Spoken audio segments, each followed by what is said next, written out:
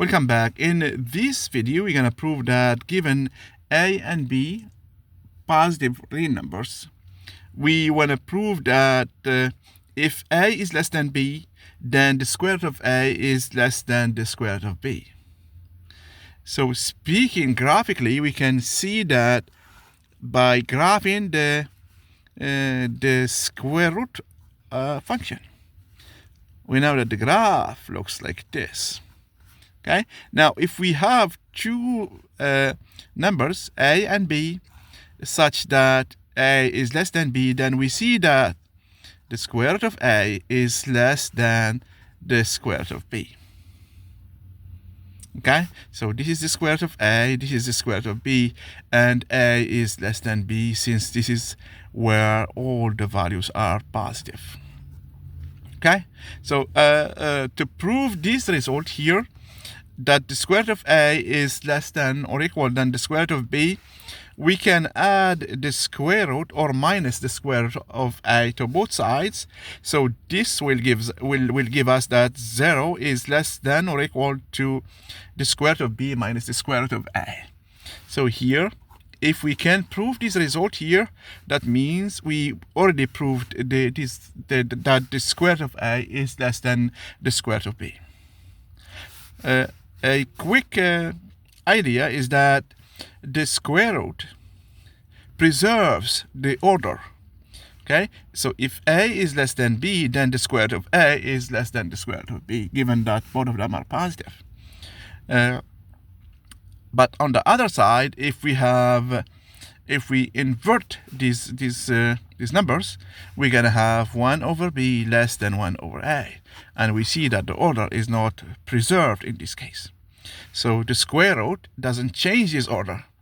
So here, less or equal sign will be stable. It will not change, or it won't be affected by this taking the square root. So here, to prove this result, we're gonna compute the square root of b minus the square root of a, given that we have a less than b. So we can write this one, the square root of b minus the square root of a.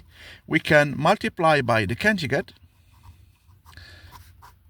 So if we multiply by the conjugate on top and bottom, okay, so here I did multiply by the square root of b plus the square root of a on top and bottom. So here, this is assumed to be non-zero because we treated the case when a or b is 0 or both of them. So we assume that at least a is not 0 in this case, because we don't want to divide by 0. Okay, now using the rules here of multiplication, we see that the square root of b minus the square root of a times the square root of b plus the square root of a is simply b minus a over the square root of a plus the square root of b. So this one is easy to see using the fact that x squared minus y squared is just x minus y times x plus y. If we take x as the square root of b and y as the square root of a, and both a and b are positive, we get the result. Now we are here. Now we see that we are given that a is less than b.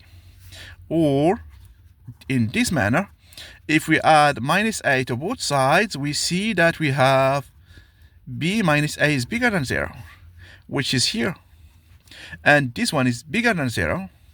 So therefore, we have this quantity, b minus a over the square root of b plus the square root of a is bigger or equal than 0.